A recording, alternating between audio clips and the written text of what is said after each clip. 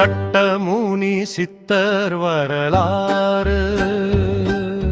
சட்டமுனி சித்தர் வரலாறு. 14 சித்தர்களில் ஒருவரான சட்டமுனி சித்தர் மருத்துவத்திலும் வாதவித்தையிலும் சட்டமுனி சித்தர் சிறந்து விளங்கியவர். இவரது தோற்றம் மற்றும் செயல்பாடுகள் சட்டமுனி சித்தர் மற்ற சித்தர்களிடமிருந்து சற்று மாறுபட்டு காணப்படும். சட்டமுனி சித்தர் வரலாறு. சட்டமுனி சித்தர்.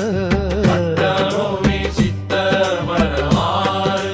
சட்டமுனி சித்தர் பற்றிய வரலாற்று சிறப்பிரகட இதோ. சட்டமுனி சித்தர் இவரை பற்றிய ஒரு சுவாரஸ்யமான செய்தி என்னவென்றால், இவர் எப்போதும் கம்பளி ஆடையையும்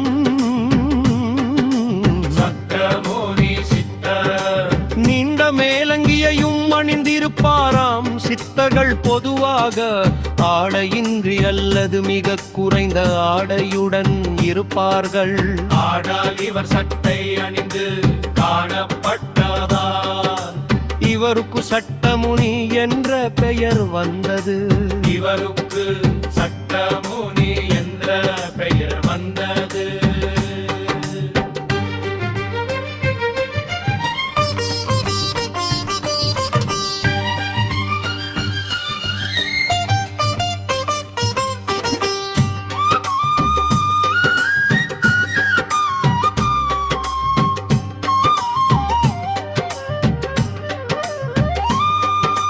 பிறப்பு மற்றும் இளமை இவர் சிங்கள தேசத்தில் பிறந்தவர் என்றும் பின்னர் தமிழகம் வந்து சித்த மார்க்கத்தை தழுவினார் என்றும் ஒரு குறிப்பு உள்ளது. இவரது தந்தை ஒரு வேதியியலாளர். அதனால் சிறு வயதிலேயே இவருக்கு உலோகங்களை பற்றிய அறிவு இருந்தது. போகரின் சீடல் சட்டமுனி பழனி முருகனை செய்த போகரின் மிக முக்கியமான சீடர்களில் ஒரு போகரிடம் இருந்து ரசவாதம், காயகல்ப முறைகள் மற்றும் ஞான மார்க்கத்தை கற்றுக்கொண்டார். கொங்கணர் இவருக்கு சகமானவர். ரசவாதம் மற்றும் ரகசியங்கள் சட்டமுனி சித்தர் உலோகங்களை மாற்றும் கலையில்